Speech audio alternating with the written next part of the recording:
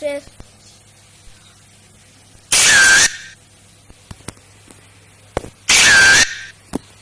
你呀，我的是，你爬来瓜，你搞弄家不去。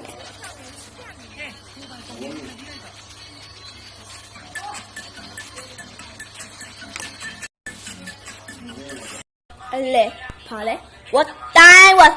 嘛，爬来，我带嘛。I could put two trees。来，哎呀，你都玩水的嘛？这道对。ခပြားလည်းတရားဘာဖြစ်တယ်မှာဇူမီတရဲလောက်ထားတယ်အေးမီလောက်ထားတယ်ပြီးတော့ဗလေဂျာရော TV ရောလောက်ထားတယ်အပေါ်မှာလို့ထိုင်ကုန်တွေလောက်ထားတယ်နေသိလားဟမ်ဘလို့လောက်တော့ဆေးပြောက်သားဗျာကောက်မပြောရအောင်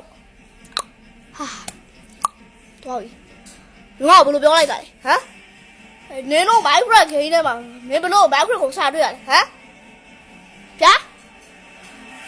ဘိုက်ခရက်လို့ရှာရရှာမတွေ့ဘူးတမတော့ဘာရှာတွေ့တော့ဗျာမင်းကဟောတော်ရှာချီတာပဲမိချစ်ပါမိချစ်ကဒီမှာလုံးလေးပဲပါဒီမှာလုံးလို့ရတယ်တွေ့လားကျွန်တော်မနာဘူးကဲရက်ခုကဲရက်တကူကဲရက် my carrot လူကဒါအိမ်မှာတနေ့နှက်ခေါင်းကလေကိုရီးယားရောက်လိုက်ထိုင်းရောက်လိုက်နေချင်းပြောင်းရောက်သွားတယ် Jump blow lagi, jump blow lagi, jump blow lagi.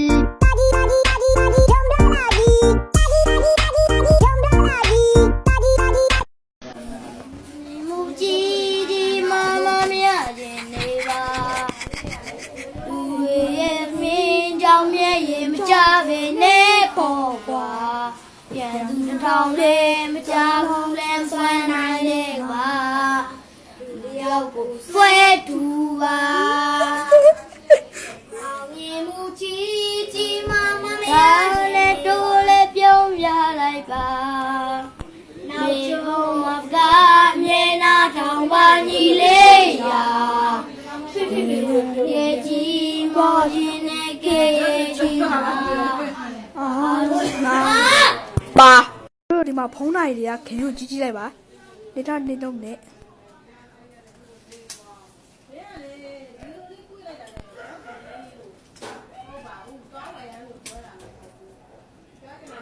နိုင်ဝါပြီတွေ့လား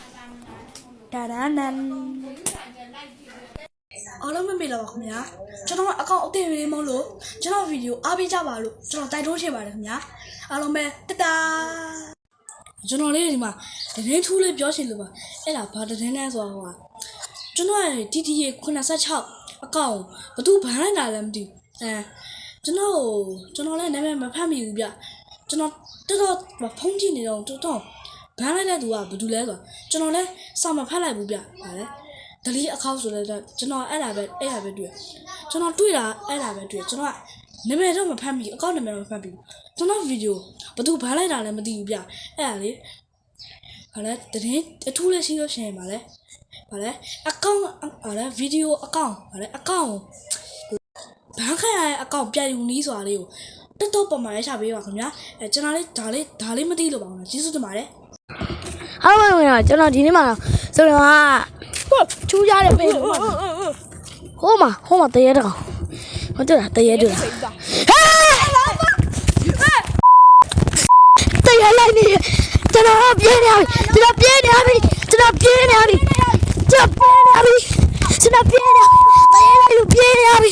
ကြပိတ်လိုက်တော့မနက်စောစီဖုံးလာနေသည်မနက်စောဖုံးလာနေသည်ဘယ်ခေါ်လဲဟာဟယ်လို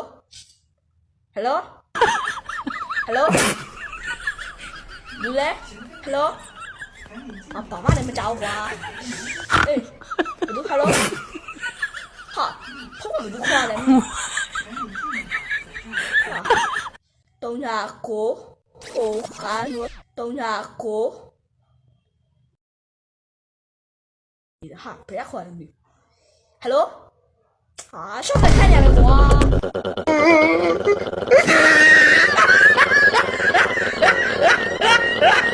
ဒီနေ့ဗီဒီယိုလေးမှာကျွန်တော်ရှိတော့ကြမှာဖြစ်ပါတယ်။ဥဆုံးကျွန်တော်ထမင်းစားခိုင်းနေတော့ရပါခင်ဗျာ။လို့ရှိရင်ကျွန်တော်ရှိဘူးတက်တာဖွင့်လိုက်ပါခင်ဗျာ။ပေါ်ပိုင်းမပေါ့အောက်ပိုင်းပါခင်ဗျာ။ကျွန်တော်အပေါ်အပိုင်းတကားကိုဖွင့်လိုက်ပါခင်ဗျာ။ကျွန်တော်ရေမတောက်ခင်ကျွန်တော်ဖိနပ်ပတ်တာလေးကိုမြည်ပါခင်ဗျာ။မြည်ဖို့ကတကားပြင်ပေးမယ်။အပိုင်းပြောက်ဖွင့်မယ်။ဒီထဲမှာကြိုက်တဲ့ရေဘူးယူလို့ရပါတယ်။ဘယ်ရေဘူးယူမလဲဆိုတော့ကျွန်တော်ဒီဘူးယူမယ်။ကြောက်ပါခင်ဗျာ။ဘစ်မလာဒီလိုပါလေကျေးဇူးတင်ပါတယ်ကဲထမင်းစားမယ်ဟာဘောသားဟင်းမစားကြင်ဘူးအော်ဒီမှာငါးဟင်းမစားကြင်ဘူးကြောက်လေကြောက်ကြပါဆိုလို့ကျွန်တော်ကြောက်ရကျွန်တော်ထပါတယ်ရုံးစုံကြောက်ကြော်ဖို့တဲ့ကြောက်ရှိကြတဲ့တဲ့ဖွင့်ပြီးတော့ကြောက်လေယူလိုက်ပါခင်ဗျာပြီးရင်တော့ကြောက်ဇွန်းနဲ့ခွဲလိုက်ပါခင်ဗျာကြောက်လို့အဲ့တော့ကြောက်ထပ်ခွဲရအောင်ပါမယ်မမြည်လို့ပါအဲ့တော့ကြောက်ခွဲလိုက်ပြီးပြီးတော့ပြီးလို့ရှိရင်ကြောက်လို့အချုံမုတ်ထည့်လိုက်မယ်ပြီးလို့ရှိရင်ကြောက်လို့စားလေးထည့်လိုက်မယ်ပြီးလို့ရှိရင်တော့ခဏလေးမွေးလိုက်ပါခင်ဗျာကျော်စီပူတာပါပြီခင်ဗျာစီပူတာလည်းပဲကြီးအဲ့တော့ကြောက်လေးစီပူတာရဲ့ထဲချောထည့်ရပါခင်ဗျာပြီးလို့ရှိရင်ကျော်တို့မှာပွားလေးဖြစ်တော့ပါပြီအဲ့တော့စက်30တော့စားလိုက်ပါခင်ဗျာ Later ကျွန်တော်တို့ကြောက်ဦးနှစ်လေးတွေကကြံသေးပါတယ်ကြံတဲ့ဟာတွေကပွားလာပါပြီခင်ဗျာအဲ့တော့ကျော်တို့ကျော်လဲလိုက်ပါမယ်ခင်ဗျာတက်စားရဒါတော့လဲလို့မြတက်စားနေတက်စားပါတကယ်တော့လဲလို့ရပါတယ်ခင်ဗျာအဲ့နဲ့ကြက်တဲ့ရှိကြော်လိုက်ပါခင်ဗျာနောက်တစ်စက္ကန့်တော့ဆောင်းအောင်ပါခင်ဗျာ Later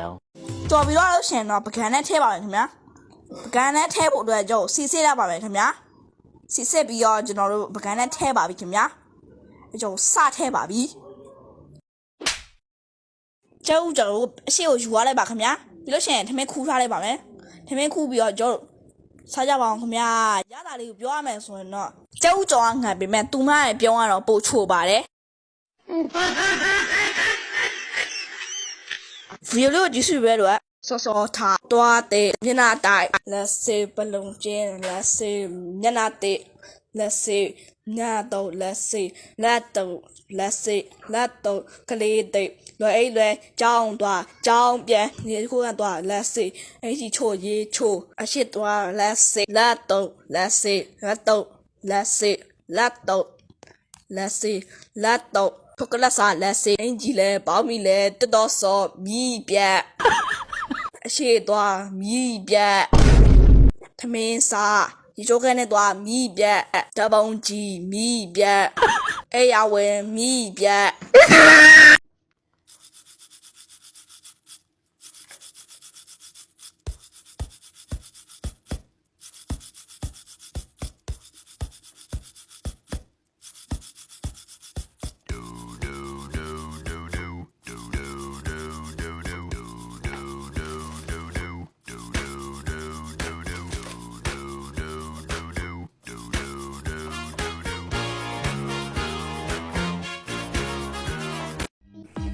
ကျွန်တော်ညတော့အိမ်မက်တစ်ခုမှတ်တယ်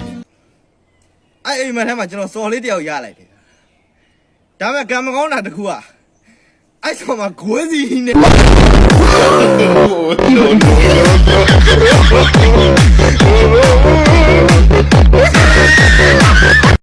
学乐就呢，学乐哈。ဘလော့ကားတွေတော့မရှိမဖြစ်လို့ရတယ်ပစ္စည်းတွေကျွန်တော်အပါစိတ်လောက်မှပါဖြစ်ပါတယ်ဒါဖျားဝယ်ရလဲဆိုကျွန်တော်မင်္ဂလာစီရက်ဝယ်ဖြစ်ပါတယ်သူ့ထဲမှာဗာလေးကြည့်ကြရအောင်ထဲမှာဗာလေးလည်းမသိကြည့်ကြရအောင်ညဟိုတူးကမိုက်လေးပါတယ်တခြားဘာမှမပါဘူးသူကမိုက်ပဲပါပါတယ်ရွှေရွက်ကြည့်အောင်နော်ရွှေရွက်ဟာအဲ့တော့ကျွန်တော်တို့ဒါလေးကိုတက်ကြည့်ရအောင်ခင်ဗျာတက်ကြပါအောင်ခင်ဗျာကျွန်တော်တက်လို့မရဖြစ်ဖြစ်လို့ဆိုတော့အရန်တားတယ်ရန်ခတ်တယ်အတန်ကြားရလားမကြားရလားဆိုတော့ comment ထဲမှာမဲကြည့်ပါခင်ဗျာကျေးဇူးတင်ပါတယ်ဒီနေ့ဗီဒီယိုလေးကကြားတော့ပါနော်260ကင်မရာနဲ့ခြေတော့တဲ့ vlog လေးပါအဲ့တော့ရှင်မတောက်ခင်မှွေးလိုက်ပါခင်ဗျာတောက်ကြပါအောင်ခင်ဗျာ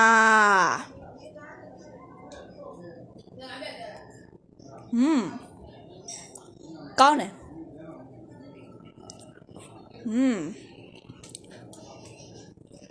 ဒီတော့ရတာကြိုက်လိုက်မကြိုက်လားကောမန့်ထဲမှာမှတ်ခဲ့ပါခင်ဗျာဗီဒီယိုလေးကိုကြည့်ရှုပေးတဲ့ကျေးဇူးတင်ပါတယ်ဒီနေ့ဗီဒီယိုလေးကကြာတော့မို့လား360ကင်မရာနဲ့ကိုဒီကိုစားတဲ့ vlog လေးပဲဖြစ်ပါတယ်အဲ့တော့ကျွန်တော်ခေါ်ဆွဲကြီးကိုကြည့်အောင်တော့နည်းနည်းနော်ကြီးမဟုတ်နော်အဲ့တော့ကျွန်တော်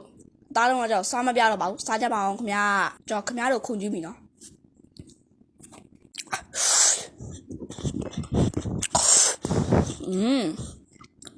ကောင်း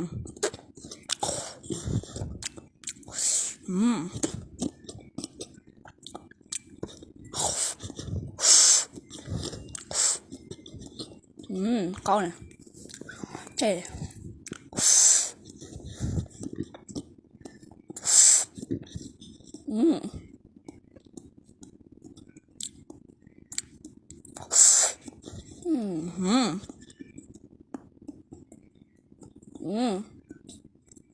အဲ့ရောကအကြောက်ပါ යි အဲ့တော့ကိုဒီကိုစားရတာကြိုက်တဲ့ဆိုရရှိရင်ကောင်းမှမိုက်ကိတ်ခပါအောင်ခင်ဗျာ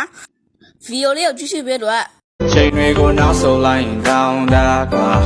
ကြောက်ဆိုရင်မင်းငါနာမရှိအောင်မ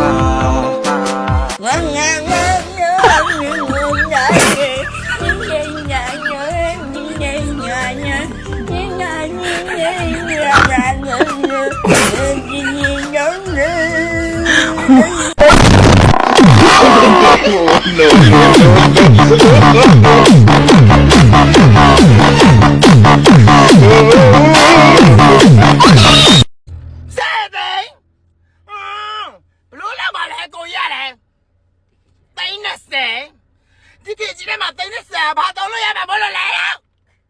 တိတ်ကားစေတိတ်တရားတော့ပြီးမှတောင်းလို့ရမှာပေါ့နားမလဲဘူး Game start Apatı apatı apatı apatı apatı apatı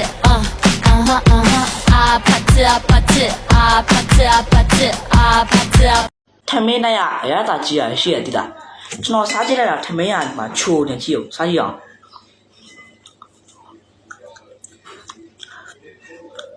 ကြာချိုနေတော့စားဆိုကျွန်တော်ကအဲ့တော့မှဆိုသိရမလား SSS တရရှင်ကိုI miss you လို့ပြောပြီးအဲ့ဒါ လုံးလို့ပြောတာငါညီ400နောက်တစ်ခုကျွေးမယ်တို့ယူ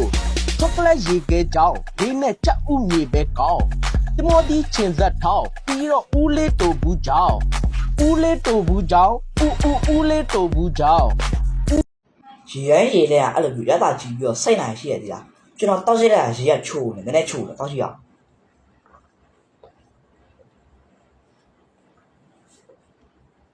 တွေ့တာချိုနေသူရတာဘလို့ပုံစံဆို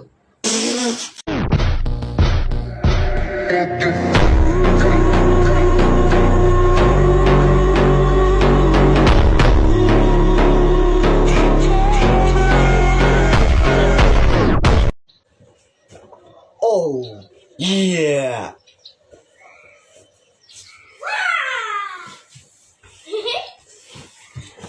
Yeah.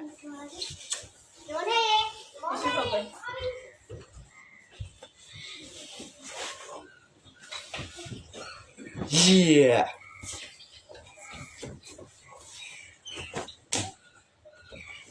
ပြောထူးမြငါမင်းကိုပြောပြမယ်ကွာ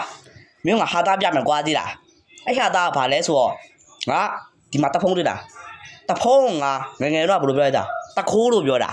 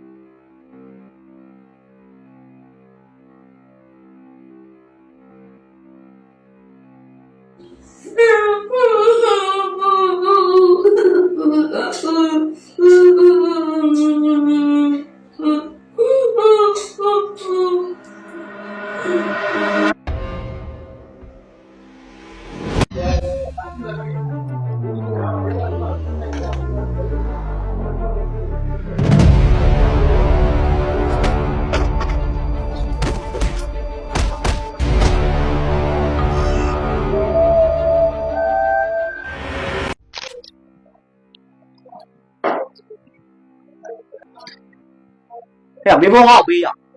ဒါမင်းတော့ကိုမင်းဘာလို့ပြရမလဲ ဟဲ့ငါဓမြတိုက်နေတာမလဲ အော်ဟုတ်ကဲ့ရော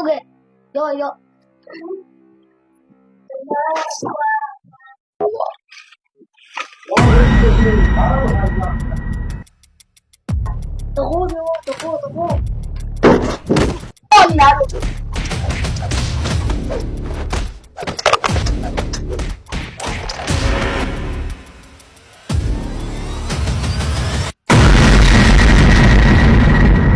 ဒီဘဲကိုအဲ့အင်ဂျင်နဲ့ Wi-Fi စမောင်လေးဟာငါပါတိုင်းစောကားလား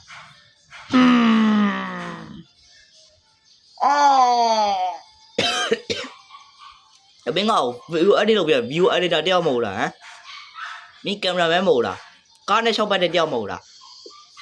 ရှော့ပြီး Wi-Fi မစည်းပါဘူးဟာကားနဲ့ကားမောက်ပြီး Wi-Fi မစည်းပဲနဲ့မင်းအဲ့လိုဖြစ်နေ Wi-Fi သူများ Wi-Fi ကားသွားမောင်း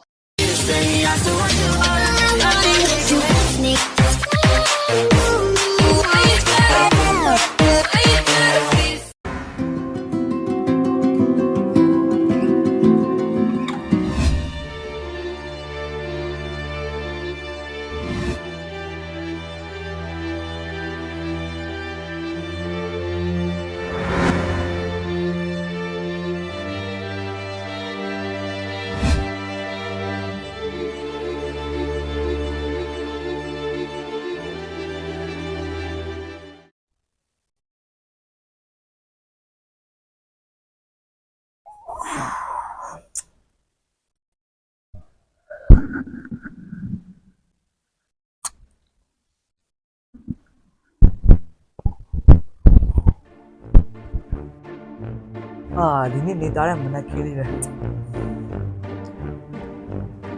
ချိန်ကနေပါရုံးမယ်ကွာဒီနေ့ဝှရှော့ချတာဝှချ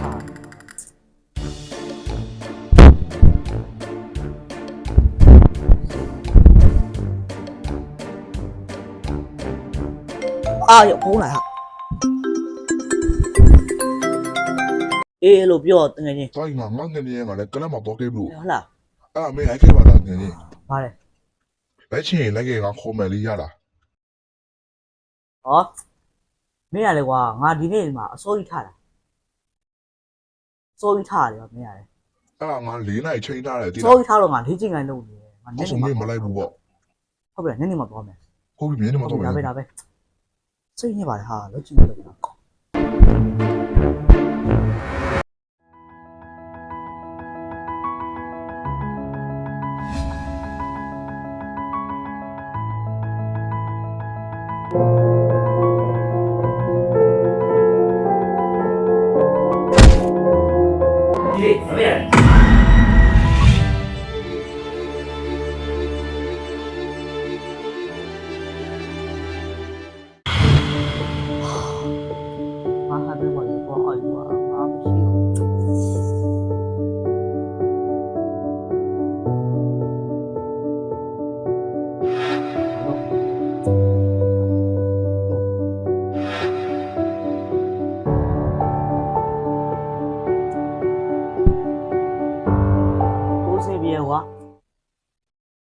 သူ့နေရာသွားပြီးလက်ပြီးတော့ထိုးတာပဲကောင်းတယ်သွားမယ်ကွာ ဟ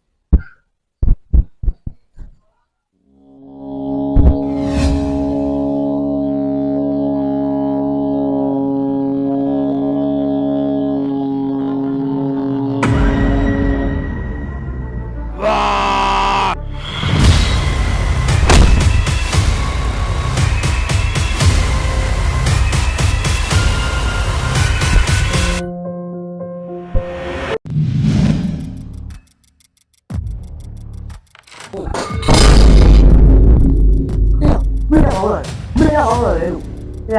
မင်းတို့ကဟာလို့ငါဆုံးရှုံးအောင်မင်းကတွေးနေတာပါရဟဲ့ဒီငေါ့ပြန်လို့ဘေးနော်မလို့ဘေးဘူးဟဲ့မင်းငါပြန်မင်းငေါ့ပြန်မလို့ဘေးလို့ရှင်ဘေးဆွေးမျိုးတွေအမေတွေပြီးတော့ငါတိုက်တော့မှာတော့ရပြန်တော့လို့ဘေးမှာတော့မလို့ဘေးရပြောမင်းကမလို့ဘေးဘူးပြောလို့ဘေးရောက်ဟော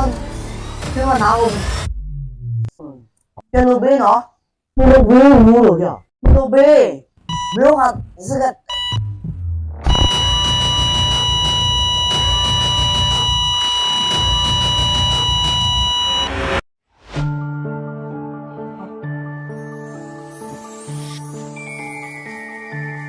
အကြံရပြီဒီဟာကိုဖယ်ပြီးတော့နှုတ်ဒီဟာမဟုတ်ဟာဟန်ခွေပါပဲဟာအားရှိချင်တယ်ဆိုတော့โอเคယူလိုက်မယ်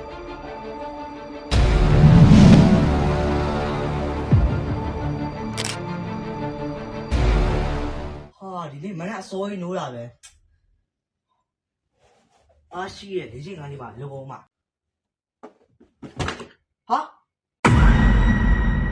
ငါဟန်ခွေပါမရောက်ပါ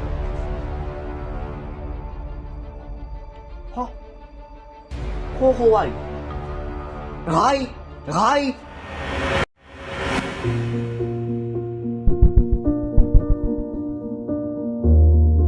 ဟာတော့ဝင်း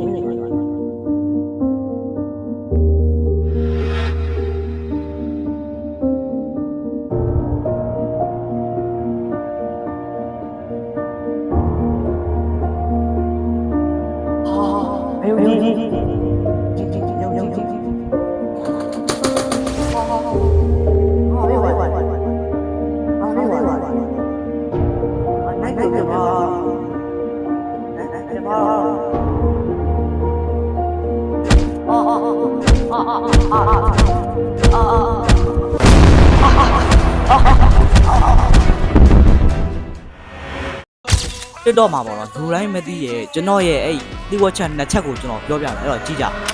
ပထမလေးဝက်ချက်ကဘာလဲဆိုတော့ကျွန်တော်ရဲ့အဲ့ဒီ YouTube account ပေါ့နော်ကျွန်တော် YouTube account မမြင်တာ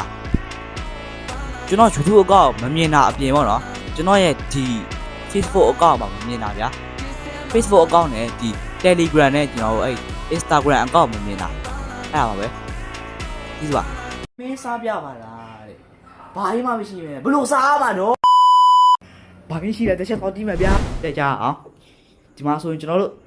ဘာကြီးလဲဟာဟောဝက်ကလီစာရှိရဲ့ဒါမှကျုပ်ထမင်းရှိရဲ့ထမင်းကတဲပြီးသားဘုံဆုံးကျုပ်ပကံလေးယူလိုက်ပါကျွန်တော်တို့ဒီမှာဒီပကံပဲယူလိုက်တော့မယ်ဒီပကံမဟုတ်ဘူးဒါဘုံဒီပါတွေထည့်တဲ့ပကံ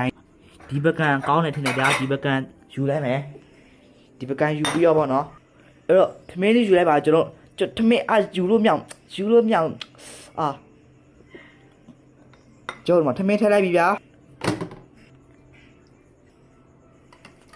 ကျုပ်ဒီထဲထည့်လိုက်ပြီကျွန်တော်တို့ဒီမှာပကံဘေးပေးသွားတယ်ကျုပ်ဇွန်ယူမယ်အေးကျုပ်စားရအောင် let's go ကျွန်တော်တို့ပေါ့နော်ဝက်ကလီစာလေးကိုဇွန်ကဒီမှာဝက်ကလီစာလေးကိုထည့်လိုက်ပါကျွန်တော်တို့ဝက်ကလီစာလေးကိုထည့်လိုက်မှဖြစ်ပါတယ်မွေးနေရနေပဲကျွန်တော်တို့နည်းနည်းလေးထည့်ပြီးလို့ရှိရင်မှုေးလိုက်ပါခင်ဗျာ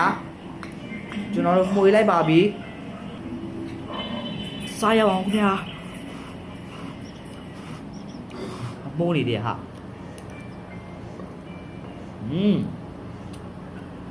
ကြောက်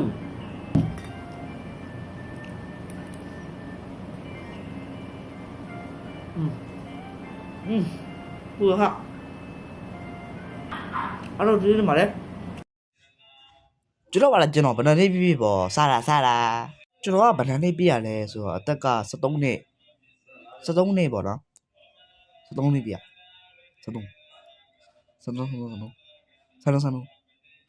73ဟုတ်ကဲ့ကြောက်ကျွန်တော်ရဲ့ဒီနေ့ဗီဒီယိုကျတော့ကေတော့ချင်းမှရှိပါတယ်လိုက်ခဲ့ကြပါခင်ဗျာအခုကျွန်တော်တော့ညမဲ့ဆိုင်ရတော့ကျုပ်အထဲဝင်တော့မှာဖြစ်ပါတယ်ကျွန်တော်ညတော့မှာဖြစ်ပါတယ်အားပါတော့ငယ်ရကျွန်တော်တော့ကေညက်နေပါတယ်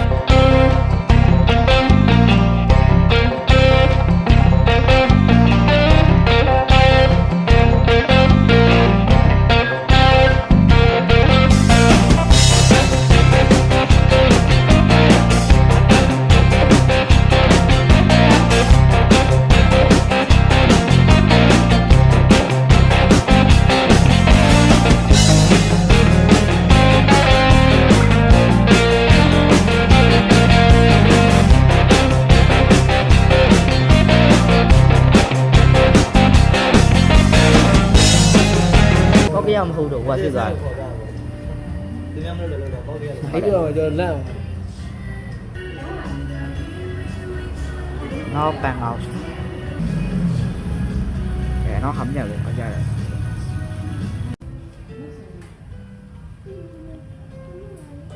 ကြာ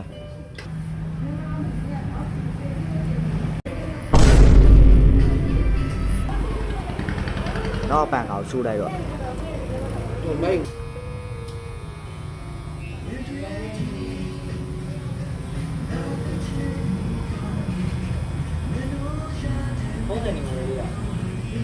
เขาใส่นี่มาอย่า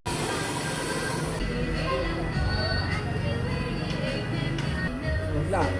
นี่เลิกกับจริงแล้วชิมล่ะ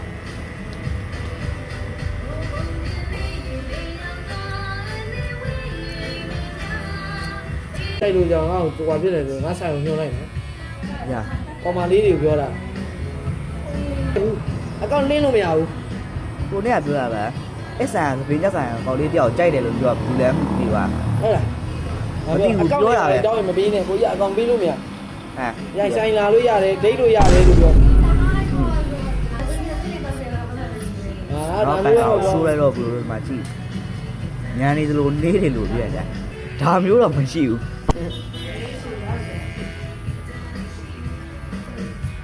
နောက်ပန်ကောင်ရှိုးလိုက်တော့ဒီလေကျွန်တော်တို့အနောက်ပန်ကောင်ရှိုးလိုက်တော့ဒါမိုက်တယ်ဘူးမပြောရမှာနောက်ပန်ကောင်ရှိုးကွယ်ကဟိုဘက်လက်ဖက်ပြောဟောနောက်ပန်ကောင်နေရလားနှလုံးသေးကြည့်လိုက်ပြီးတော့မှလူကဓာကြီးပဲပြောနေလို့လာအောင်မယ်ဟာဟောတော့မိညာပြီးတော့မှ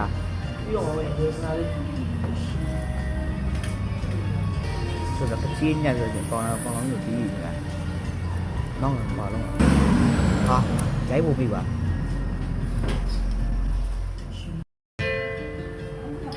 ခါအောင်မှာလိုက်မှာ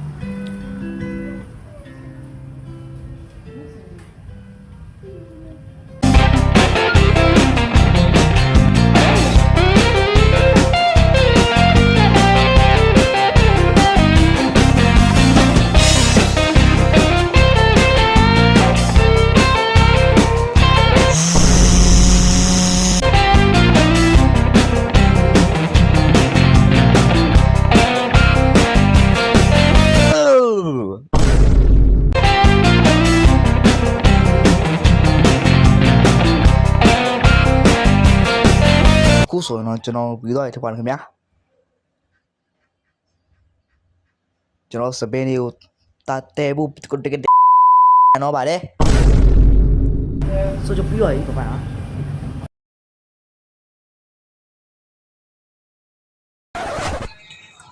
ကျွန်တော်စားရည်ကိုမြင်ပြောနေကြတော့ကျွန်တော်ဦးလို့စားရပါတယ်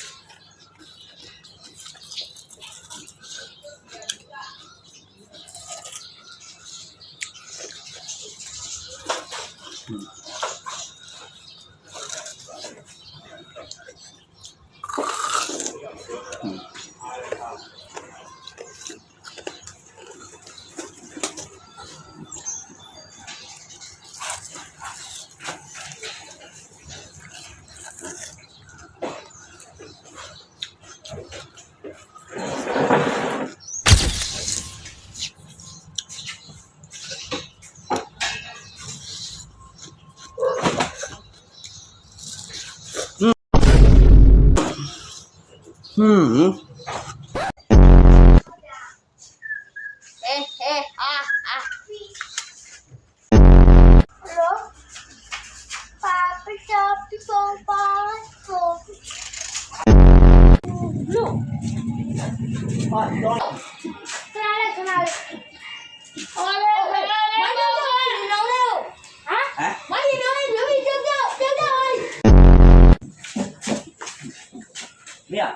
ဟာပြင်းလိုက်တာကွာလို့ပြောဟိုလို့ပြောပါဟိလားဟုတ်တယ်哎，老师嘛了， 5 4 3 2 1 go 啊，我拼了呀，拼了嘛，你这样，真的有，这样我， 1 go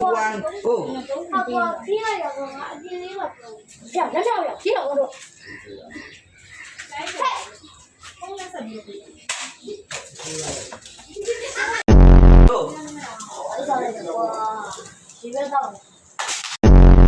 8 go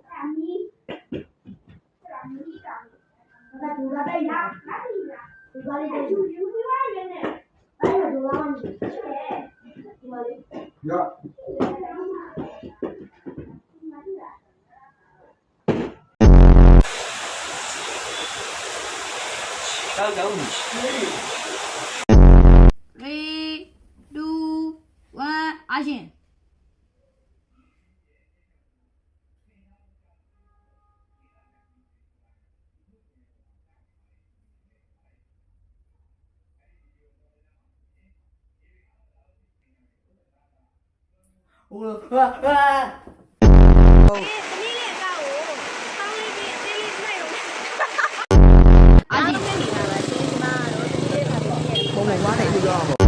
ထိုက်နေအောင်လေသမီးလေးပါပဲကြီးရဖြစ်ဆိုင်မှာ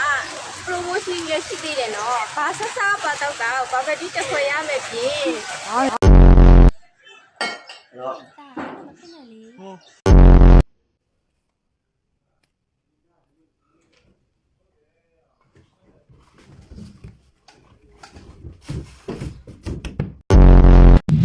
ီတော့စောအိမ်ပြီကွာ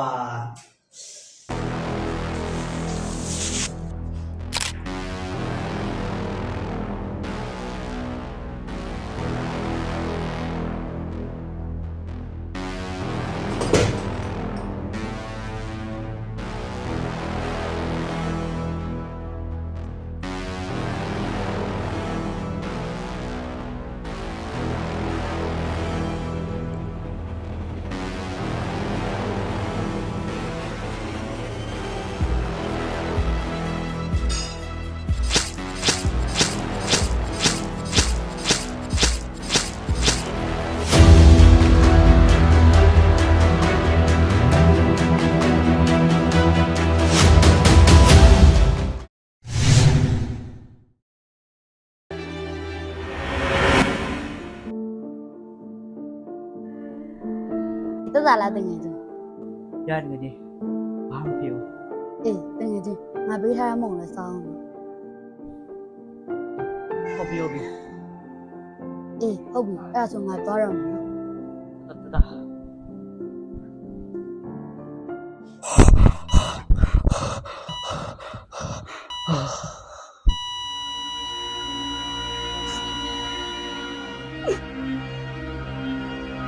လူဆိုတာမိမရတဲ့အချိန်ရှိကိုရှိတယ်ဆုံးစီပြပြည့်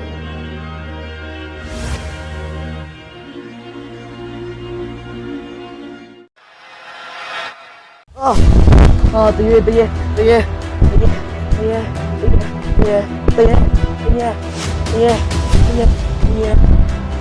ကျမပဲရှိတယ်ဘယ်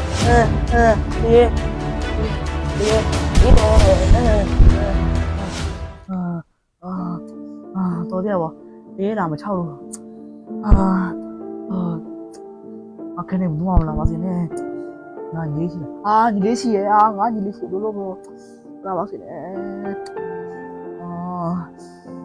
မလာပါစေနဲ့မလာပါစေနဲ့မလာပါစေနဲ့မလာပါစေနဲ့မလာပါစေနဲ့မလာပါစေနဲ့ခနဲ့ဘူးမလာပါစေနဲ့ခနဲ့ဘူးမလာပါစေနဲ့ခနဲ့ဘူးမလာပါစေနဲ့ကြောက်နေဆိုကြောက်ပါ အခုပြောရောက်နေတယ်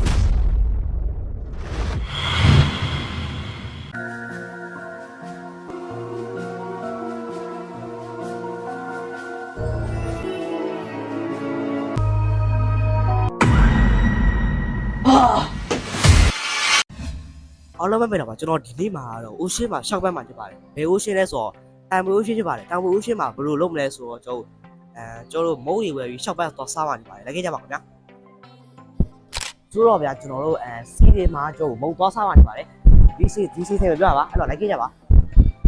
ကျွန်တော်တို့ဗျာစီးတွေမှာတိုက်တဲ့မုံစားတယ်ကျွန်တော်ဗျာဒီမှာမုံတွေစုံတယ်ဘယ်မုံစားရင်ကောင်းမလဲဆိုတော့ကျွန်တော်တို့9000ကျော်မုံတွေရှိတာ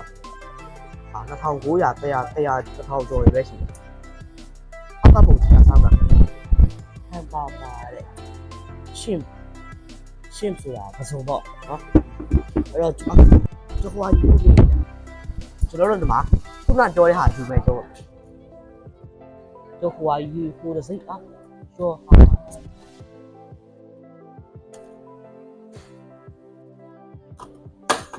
ဒီရပြီဆိုတော့တော့ရအောင်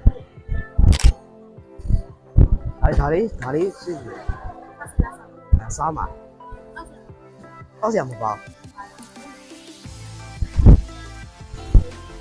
3000ဆို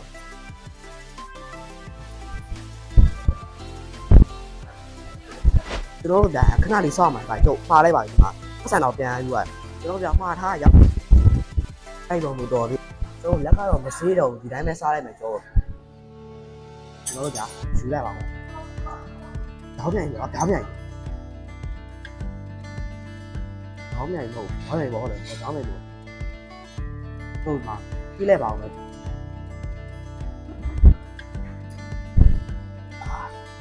ရမ်းခက်တယ်ဟာရောက်ရမရတော့ဘူးဒီဘွားဆို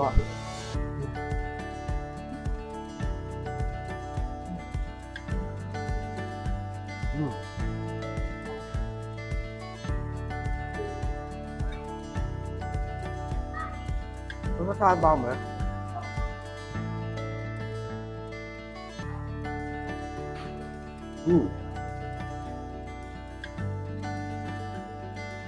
这个很好看。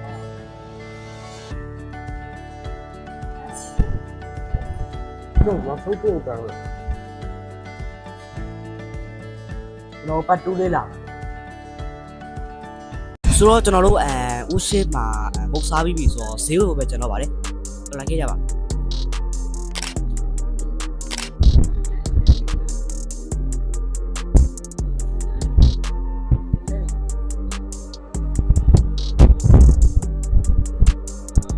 ဆိုတော့ကျွန်တော်တို့ဦးရှိမှာကျွန်တော်မုတ်ဝယ်မှနေပါတယ်ကျွန်တော်ကြိုက်တဲ့မုတ်ဝယ်မယ်ကျွန်တော်မှာပတ်စံကြံစီအဲ့တော့လိုက်ခဲ့ကြပါ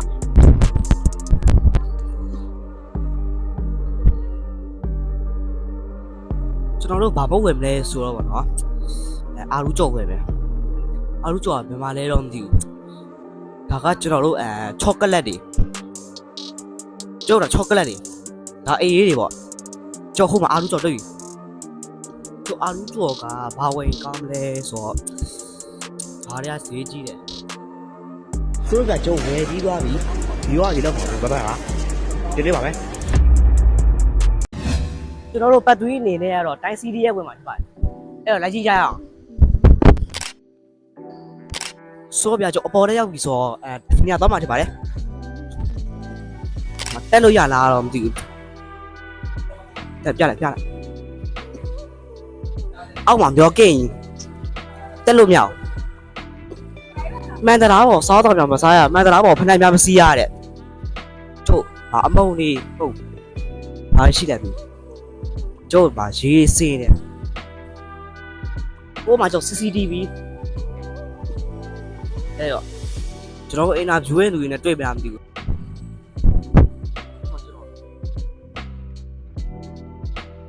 ကျွန်တော်တက်ချင်ပေါ့ဖက်နှက်ချုပ်ပြီးတော့တက်ရမယ်ဆိုတော့ဗျာကျွန်တော်တို့ဖက်နှက်ချုပ်ပြီးတော့တက်မှာပါကျုပ်တက်မှာမတက်ရုံအေးကျသိန်းထားတယ်တို့အဲ့လိုကမလုပ်ရဒီကွဲမှာဆိုလို့ပြောကြိုရပြီ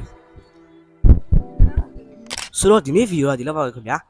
ကြိုက်တဲ့ဆိုရင် like and subscribe နဲ့ follow ရလုပ်ပေးကြပါအားလုံးကျေးဇူးတင်ပါတယ်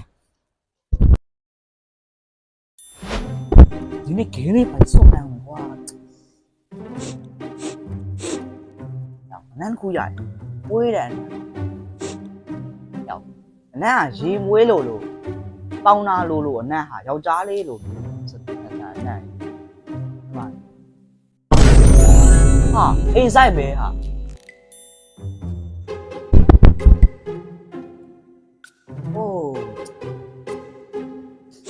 Oh my god ဆောက်ရဲမွေးတယ်ဆောက်လိုက်ကွာ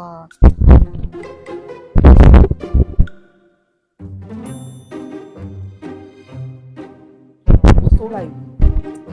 နားရပါလူကောင်းမွေးမွေးညာပဲရှော့ဒီမှာ A-side room တုံးကြည့်လိုက်အရန်ကောင်းတယ်ကွာငါငါပဲရောက်နေရတယ်ဟိုစင်းရလားဒီနေ့မင်းရလည်းမသိဘူးဒါလားကွာတမလေးပါပဲဒီဆိုင်ပြဟုတ်ကဲ့ဟုတ်ဒီဆိုင်မှာဘာလဲကွာဒီဆိုင်မှာလေးကွာရေကဲတော့ဘာပဲတီးရယ်မရှိရရေကဲတော့ရေကဲတီးအဖြစ်အထောင်းလဲရတယ်ပြီးတော့မာလာရှန်ကောရရရတယ်ဟုတ်လားဟုတ်ကဲ့လိပ်စာဘယ်နာမှလည်းမသိဘူးရှင်လိပ်စာကမြောင်းတကုံ90ခွဲချက်သားလေးချင်းနဲ့ကျိုးလာမှုပွားရှိဟိုဆိုင်ဆိုင်ခွဲနေ့ကကြတော့90ခွေမှာ90ခွေဒီပွားနီးမှာရှိရဗျဟုတ်ကဲ့ဒီလမ်းတဲ့သွားရင်ရောက်တယ်ဗျကြီးစုပဲတော့ကျွန်တော်ဗျတယောက်တည်း AC လေးမှာဂိမ်းထိုင်စော့နေနေကျွန်တော်ဆိုင်တွဲလို့ကျွန်တော်ဝင်ခဲ့ပါတယ်ကျွန်တော်ဆိုင်ထဲရောက်ပြီဆိုတော့ကျွန်တော်ဝေတာမမကိုကျွန်တော်လမ်းခေါ်လိုက်ပါတယ်ဝေတာမမကိုလမ်းခေါ်ရင်လည်း तू ကဘာပြန်ပြောလဲဆိုတော့ဗောနော်ဘာများတော့ဆောင်မလဲဆိုတော့ကျွန်တော်စောစောပေးမရှိတစ်ခွက်မှာလဲပါတယ်အဲ့ဒါနဲ့ဈေးပေါ်လို့ကျွန်တော်တစ်ခွက်မှာလဲပါတယ်ခင်ဗျာဘေုံဆုံးပြကျွန်ခွက်ထဲကိုနုံမုံလေးထဲပါတယ်ပြီးရှင်တော့စတော်ဘယ်နုံမုံထဲပါတယ်ပြီးရင်တော့ကျွန်ရင်နွေးလေးထဲပါတယ်ရင်နွေးတစ်ခွက်စာကိုကျွန်ဒီခွက်ထဲထဲပါတယ်ပြီးရင်တော့ကျွန်တော်မွေးပါတယ်ခင်ဗျာပြီးရင်တော့ကျွန်နုတီတစ်ခွက်ကိုကျွန်ယူပြီးတော့ဒီခွက်ထဲကျွန်ထဲလိုက်ပါတယ်ဂျားတစ်ခွက်စာတော့အဲ့ခွက်ထဲကိုရင်ထဲပါတယ်ပြီးရင်တော့ကျွန်ဒီခွက်ထဲကိုကျွန်ပြန်ထဲပါတယ်ခင်ဗျာပြီးရင်တော့ကျွန်ရောဆက်ရှင်နေပါတယ်ပြီးလို့ရှင်တော့နိုစိတ်တစ်ခွက်ကိုကျွန်ဒီခွက်ထဲထဲပါတယ်ပြီးလို့ရှင်များကျွန်ဘာပဲစီးလေးကိုကျွန်ယူပြီးတော့ဒီခွက်ထဲကိုကျွန်ထဲပါတယ်ပြီးဆိုရင်တော့ကျွန်ထပ်မွေးပါတယ်ခင်ဗျာပြီးရင်တော့ကျွန်ရေခဲယူပြီးတော့ဒီထဲကိုကျွန်ထဲလိုက်ပါတယ်ပြီးလို့ရှင်ကျွန်ထပ်မွေးလိုက်ပါတယ်ခင်ဗျာပြီးရင်ကျွန်ရှိတ်ပြီးတော့အဲ့ဒီကျွန်ဖန်ခွက်ထဲကိုကျွန်ထဲပါတယ်ပြီးလို့ရှင်တော့ကျွန်ပိုက်တဲ့ချောင်းကိုယူပါတယ်ခင်ဗျာပိုက်လေးထဲနိုင်ဆိုတော့ကျွန်စတော်ဘယ်မရှိရရှိသွားပြီဖြစ်ပါတယ်ကျွန်ဝေတာမမကတော့အေးကိုသွားချပေးပါတယ်အေးကိုသွားချပေးတာပတ်စံကတော့ကျွန်အဘွားနဲ့ရှိခဲ့ပါတယ်တောက်လို့ကောင်းတဲ့ပုံတော့ပေါက်တယ်ဗျာဒါပေမဲ့အရင်ချိုရဲနေရကြောင်းလို့တိတ်မကြိုက်ပါဘူးစတော်ဘယ်မရှိကချိုပေးမဲ့ဝေတာမမရဲ့ပြောတော့မချိုပါဘူးခင်ဗျာဆိုရင်းကြီးရတဲ့အဲ့လိုကြီးစမိုင်းတယ်ပါလေကြောဗျာတောက်လို့ကောင်းပါလေ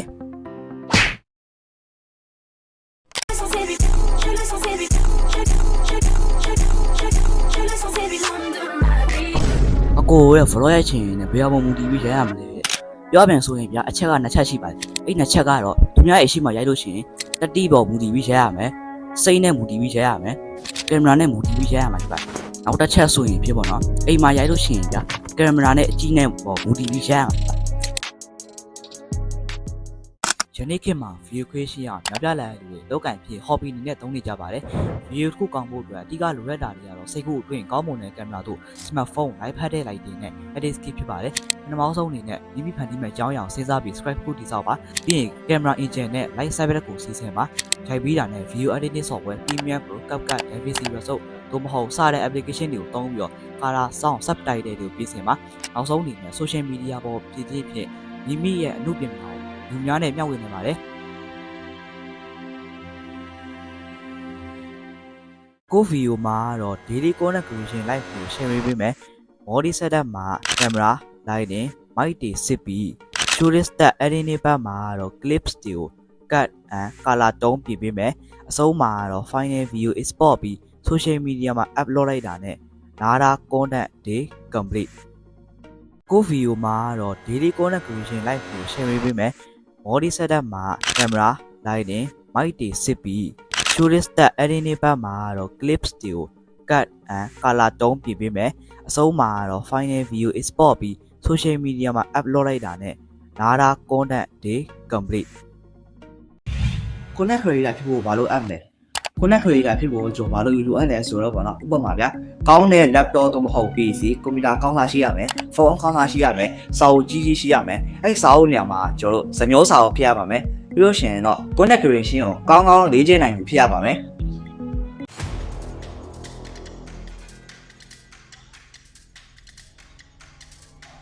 ဟော ငါပဲရောနဲ့ဘာမှလည်းမရှိဘူးပေါ့မှာဒါပွားဘယ်ရောက်နေလဲငါအဲ့ကိုကဲလို့ပေးရောက်မင်းရမတူလဲရောက်မင်းဟိုကဖြစ်အောင်ငါကြိုးချီထားကွာဘာဖြစ်လဲမင်းငါအဲ့ကိုကဲလို့ပေးနော်ရောက်မလို့ပေးဘူးရောက်မင်းမလို့ပေးလို့ရှိရင်မင်းကငါတရားဆွဲပြီးရောက်မြို့မှာရဲတိုင်မှာနော်ရတယ်တိုင်လေဘာကိုပြောပြလဲကြောက်မရပါနဲ့အဲ့လိုငါ့ကိုပြောကြတာဟမ်အဲ့လိုပြောစရာလားအဲ့လိုပြောစရာလားထုံး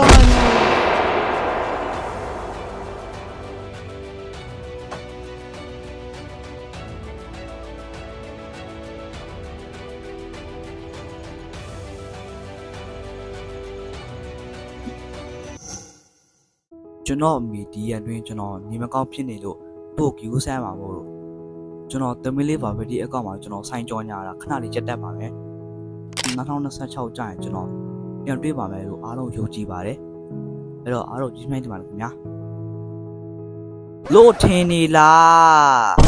ကျွန်တော်တို့သမီးလေးပါပဲဒီဆန်ပါဗျာမီနူးအစ်စ်လေးထွက်နေပါတယ်အဲ့မီနူးကမှာကျွန်တော်တို့ကဘာပဲစီတွေဘာညာထည့်ပေးတယ်ဗျာအဲ့တော့ကျွန်တော်ဘာကြီးလဲဆိုတာတစ်ချက်ရှိုးလိုက်တော့ကျွန်တော်တို့မမေ့ဆက်ခင်ပေါ့နော်တမလေးပါပဲဒီအကောင့်ကိုအပေါင်းလေးနဲ့အသေးလေးပေးလို့ရှင်ပါစပါတော့ဘာပဲဒီကလက်ဆောက်ရမှာတိချပါပဲခင်ဗျာကျိုးရင်ဦးဆုံး original series ကနေပြဆက်ပေးနေပါတယ်ကျိုး Thai tea ရဲ့ green tea ရဲ့ထုတ်ထားကြကြားလိုက်ပေါ့နော်ကျိုးပြ Thai coffee လေးကကျိုးထပ်အမျိုးအသေးထွက်တာဖြစ်ပါတယ်ကျိုးပြအောက်ကဟာရဲ့ကျိုး strawberry rose milk ပဲဖြစ်ပါတယ် rose milk ပြီးလို့ရှင်ကျိုး chocolate ရဲ့ကျိုးဒါ chocolate milkshake ပါနော်ဟိုဘက်ကျိုး butterfly rose ကတော့ကျိုးဆိုင်အသေးထွက်ဆုံး menu ပဲဖြစ်ပါတယ်ကျိုးဘာ green tea latte ပါရှိသေးပါတယ် green tea latte ဆိုကျိုးဒါ latte series ကပါဗျာကျိုးဒါထုတ်ထားတာတော့အသစ်ပဲဖြစ်ပါတယ်ကျိုး Thai tea latte ရဲ့ coffee latte ရဲ့ဒီလုံးကိုစလုံးကကျိုးအသစ်ထုတ်ထားတဲ့ menu လေးပဲဖြစ်ပါတယ်ကျိုးဗျာအဲ့ဒီအေးအကုန်လုံးဘာ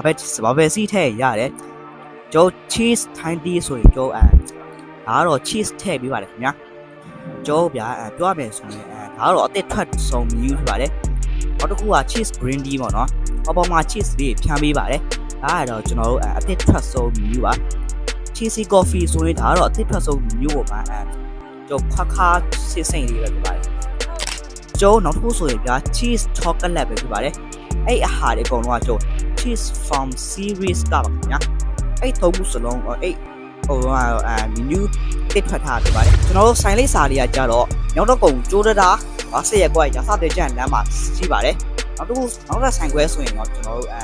ဘာဆက်ကွေးတစ်ဆိုင်ရှိပါတယ်ဘာဆက်ကွေးဆိုရင်ကြာဘာဆက်ကွေးဒီကွက်အနီးကျွန်တော်တို့အစတင်ကြလမ်းကျွန်တော်ရှေ့တကုံနဲ့နီးပါတယ်ခင်ဗျာကျွန်တော်အားလုံးကျေးဇူးတင်ပါတယ်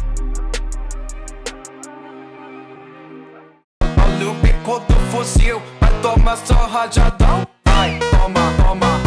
ai, toma rajadão. Olha o bico do fuzil, tu não tá prestou atenção. Ai, toma,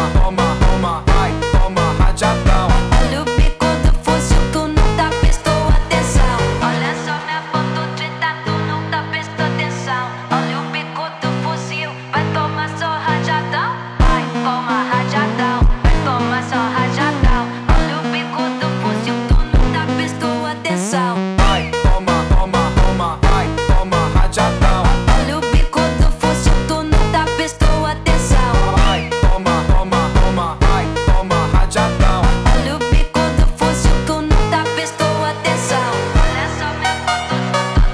tu não tá atenção. Vai, toma rajadão, vai tomar só rajadão. Rajadão, ai, vai tomar só rajadão. Olha o bico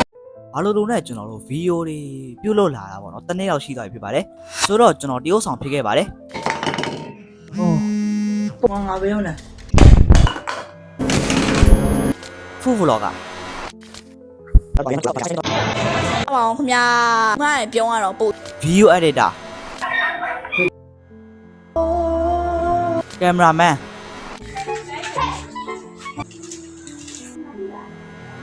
တွေ့မှာဖြစ်ပါတယ်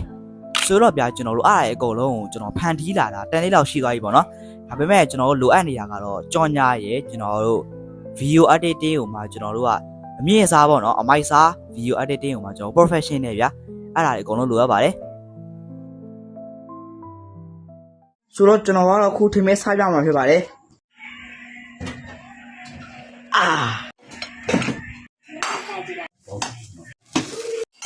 စားရအောင်ခင်ဗျာ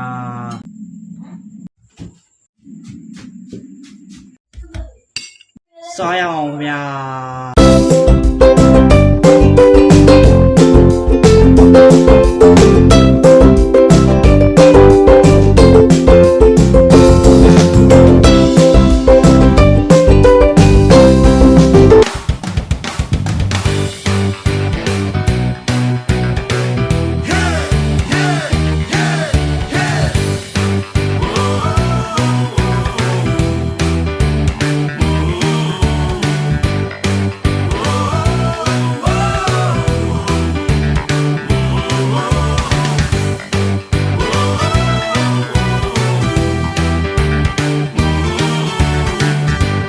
ဆိုတော့ကျွန်တော်ကတော့ခုcopy ကြော်နဲ့ပထုံကြော်နဲ့နီးလေးဆောင်စားပြမှာဖြစ်ပါတယ်ဒါကတော့ကျုပ်ထင်းမင်းမဲ့ဖြစ်ပါတယ်ဒါကတော့ဗောနော်ကျွန်တော်တို့ copy ကြော်ပဲဖြစ်ပါတယ်ခင်ဗျာဒါကတော့ဗောနော်ကျွန်တော်တို့ပစုံကြော်ဖြစ်ပါတယ်ခင်ဗျာပစုံကြော်ဟုတ်ပါတယ်ဒါကတော့ဗောနော်ကျွန်တော်တို့ဝတ်သားဟင်းပါခင်ဗျာကျွန်တော်စားပါတော့ခင်ဗျာဆုံးဗောနော်ကျွန်တော်တို့ဝတ်သားလေးထည့်လိုက်ပါကျွန်တော်တို့ဒါလေးထည့်လိုက်ပါ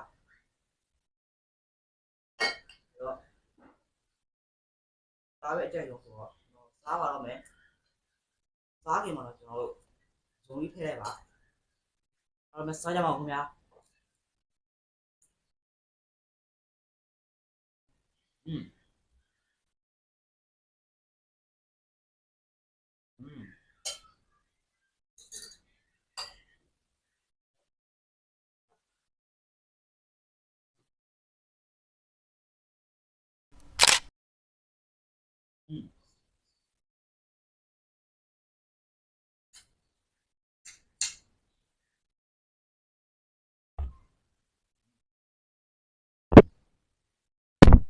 အဲ့တော့ကျွန်တော်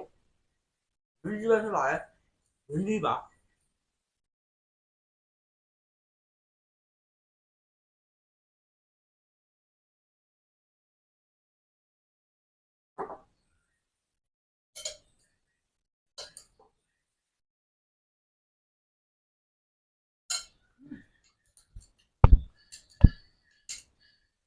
ရေးထည့်ပါ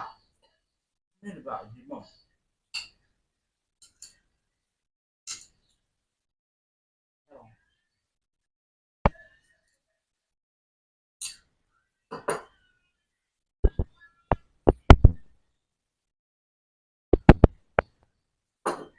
ကျုပ်ကိုဗီဒီယိုကြော်လေးယူလိုက်ပါအောင်မယ်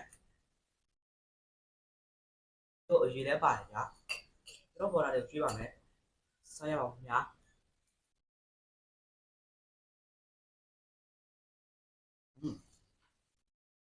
တော်ရဲဆိုရမယ်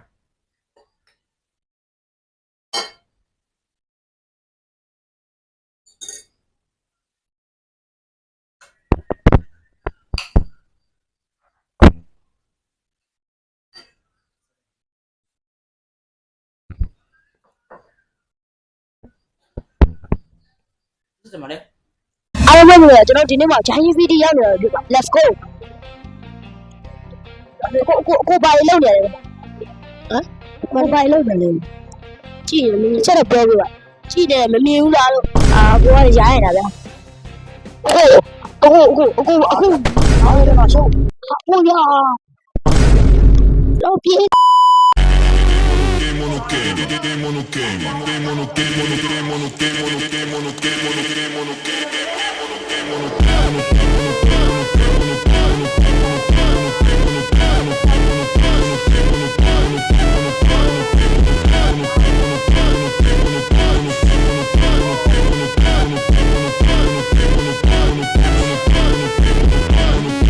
ကိုကြီးကျွန်တော်ကိုကြောက်စားပြပါဆိုလို့ကျွန်တော်ကြောက်စားပြမှာဖြစ်ပါတယ်ခင်ဗျာအားလုံးပဲဆက်ကြပါခင်ဗျာရတာလေးကကြတော့ကြောက်ငန်ပေမဲ့သူမထက်ကိုချိုတာ sauce ပဲဖြစ်ပါတယ်ခင်ဗျာဆိုင်ရင်နဲ့ကျွန်တော် Pepsi လေးတောက်ပါတယ်ခင်ဗျာပြီးရင်တော့ပေါ့ကျွန်တော်ကြောက်လေးထပ်စားပါတယ်ခင်ဗျာပြီးရင်ကျွန်တော် Pepsi လေးထပ်တောက်ကြောက်လေးထပ်စား Pepsi လေးထပ်တောက်ကြောက်လေးထပ်စား Pepsi လေးထပ်တောက်ကြောက်လေးထပ်စား Pepsi လေးထပ်တောက်ကြောက်လေးထပ်စားလိုက်နဲ့ကုန်သွားပါတယ်ခင်ဗျာအားလုံးကျေးဇူးပေးရတဲ့အားလုံးကျေးဇူးတင်ပါတယ်ခင်ဗျာလက်ကစပယ်လေးလုပ်ပေးကြပါခင်ဗျာကျေးဇူးတင်ပါတယ်ခင်ဗျာဆိုတော့ဒီနေ့မင်းကတော့ခုရောက်ရှိနေရတော့ Giant City မှာဖြစ်ပါတယ်အခုကတော့ဘာတွေလုပ်မလဲဆိုတော့6ပတ်ပြီးတော့ကျွန်တော်အေးတော့မှာဖြစ်ပါတယ်အဲ့တော့လိုက်ခဲ့ကြပါ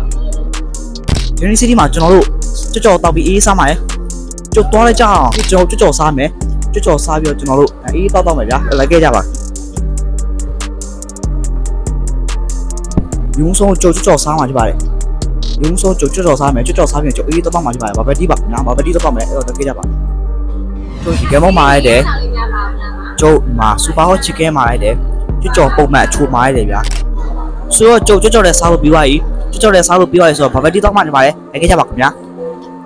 ဆိုတော့ကြော်ဘာပဲတီးရတော့အောက်ထက်မှာလို့ပြောတာပဲဒါပေမဲ့အောက်ထက်သွားကြည့်ကြအောင်ဗျာမတီတပွဲလောက်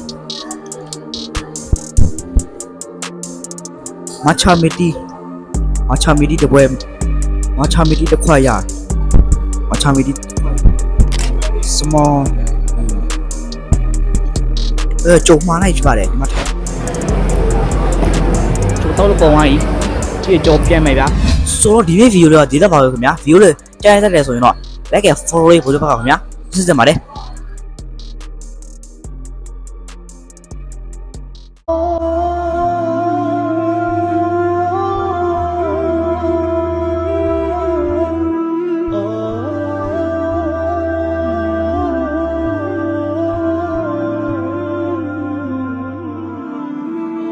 ဟုတ်ကဲ့ကျွန်တော်ကတော့ဗောနော်ကြောက်ဒီလိုလုံးမယူလားဟမ်ယူရဲနာပြရဟမ်ပြလားရိုက်မယ်ကျွန်တော်တော့စီးလာမယ်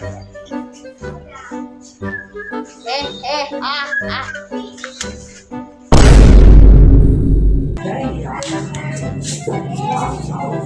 ဲ့ဒါရှောက်လာအောင်ပါလေဟာမင်းအကျဲဝင်လာအောင်ပါမဟုတ်လားကျဲတော့ဒီမနေ3 2 1 go 好不皮了呀，我皮了。漂亮，皮了我都。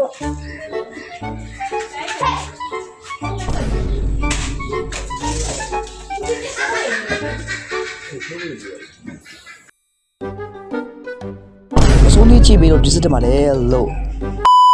ရပုံလက်အစုပ်ကြီးကိုရပုံလှလှလေးဖြစ်အောင်လုံးလို့ရ app ကိုကျွန်တော်တွေ့ထားတော့လိုက်ကြည့်လိုက်အောင်ဘယ် app လေးလဲဆိုတော့ကျွန်တော်တစ်ဆက်ပြပါမယ်အဲ့ app ရင်းနေလဲကြတော့ photo room live room firefly ဖြစ်ပါတယ်အဲ့ဒါတွေက photo တွေအတိတ်လို့ရတဲ့ဟာတွေဖြစ်ပါတယ်ညာပြီးတော့အဲ့ဒါတွေကကြတော့ဘာဘယ်လိုလုပ်ရလဲဆိုတော့ profile picture လေးတွေကျွန်တော် background လှလှလေးတွေကိုလုပ်လို့ရတဲ့ဟာတွေပဲဖြစ်ပါတယ်နောက်တစ်ခုကတော့ကျွန်တော်ဘာရှိသေးလဲဆိုတော့ face card ပဲဖြစ်ပါတယ်face card ကကြတော့စကားတွေကြိုက်ဖို့ကာပါလေးထည့်ချင်တယ်ဆိုလို့ရှိရင် face card ကိုပြောမှာပါတယ် face card ကတော့စကားတွေကြိုက်ဖို့ထည့်ရတဲ့ကာပါလေးအသုံးပြုလို့ရဗျာအဲ့ဒါတွေအကုန်လုံးကတော့ဖိုတိုတွေကိုအတိလို့ရတဲ့ဟာပဲဖြစ်ပါတယ်အားလုံးသိနေပါလားဗျာ 好过皮了呀，我皮了我。漂亮，皮了我都。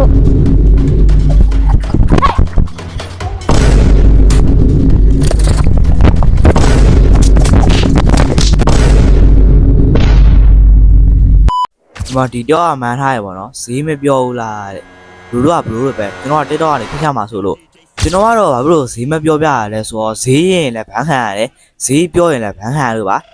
ကျွန်တော်နောက်တစ်ခုရှိပါသေးတယ်ကျွန်တော်ကိုသူမရဲ့ရှစ်တွေရောရလာတဲ့သူမရဲ့မရှိတွေရောရအောင်မရအောင်ဝေးကွာတဲ့ရှစ်တွေရောရပါတယ်